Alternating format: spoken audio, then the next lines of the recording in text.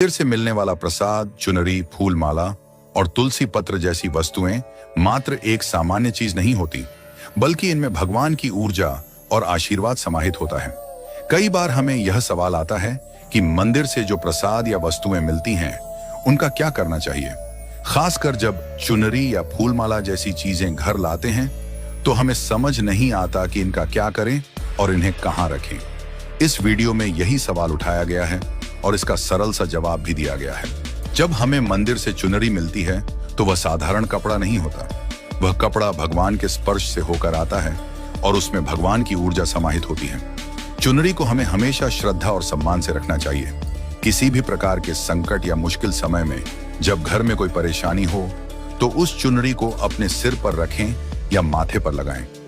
यह एक विशेष ऊर्जा से भरपूर होती है और यह संकट के समय में शांति और समाधान का मार्ग खोलने में मदद करती है। भगवान का ध्यान करते हुए उस चुनरी का स्पर्श हमें ईश्वर की कृपा का एहसास कराता है। मंदिर से मिलने वाला प्रसाद भी साधारण नहीं होता। यह भगवान को भोग के रूप में अर्पित किया जाता है और इस प्रसाद में भी भगवान की ऊर्जा समाहित होती है। जब हम प्रसाद ग्रहण करते हैं तो यह न केवल शारीरिक रूप से हमें तृप्त करता है, बल्कि हमारी आत्मा को भी शांति और संतोष प्रदान करता है। प्रसाद का एक एक कण हमारे लिए अमृत के समान होता है। हमें इसे ग्रहण करते समय भगवान का ध्यान करना चाहिए ताकि हम उसकी दिव्य ऊर्जा को आत्मसात कर सकें। प्रसाद ग्रहण करते समय हमें यह याद रखना चाहिए कि यह कोई साधारण भोजन नहीं है, बल्कि यह ईश्वर द्वारा दिया गया आशीर्वाद है। इसीलिए जब हम प्रसाद खाते हैं तो उसकी पूरी श्रद्धा और आस्था के साथ प्राप्ति करें और भगवान का धन्यवाद करें। यह हमारे शरीर और आत्मा दोनों की तृप्ति का कारण है।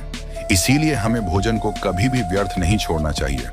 कभी कभी हमें मंदिर से प्रसाद की अधिक मात्रा मिल जाती है और हम उसे घर लाकर जमा कर लेते हैं, लेकिन यह ध्यान रखना जरूरी है कि प्रसाद को समय रहते ग्रहण करना चाहिए ताकि वह खराब न हो जाए। अगर हम प्रसाद को समय पर नहीं खाते तो वह व्यर्थ हो जाता है और फिर अक्सर हम उसे या तो कूड़े में डाल देते हैं या गाय को दे देते हैं। यह सही नहीं है। यदि प्रसाद नहीं खा सकते तो उसे तुरंत किसी जरूरतमंद को दें ताकि वह व्यर्थ न जाए और हम एक अच्छा कर्म कर सकें। हमारे लिए यह आवश्यक है कि जब भी हमें कोई चीज मिलती है तो उसे साझा करें। यह नियम खासकर प्रसाद और भोजन के लिए बहुत महत्वपूर्ण है। अगर हम प्रसाद का थोड़ा हिस्सा भी दूसरों के साथ साझा करें तो हम भगवान के आशीर्वाद को और भी बढ़ा सकते हैं। मंदिर में कई लोग ऐसे होते हैं जिन्हें प्रसाद नहीं मिल पाता क्योंकि वे मंदिर तक नहीं पहुंच पाते। इसलिए हमें प्रसाद को ऐसे लोगों के बीच वितरित करना चाहिए ताकि वे भी भगवान की कृपा से वंचित न रहें।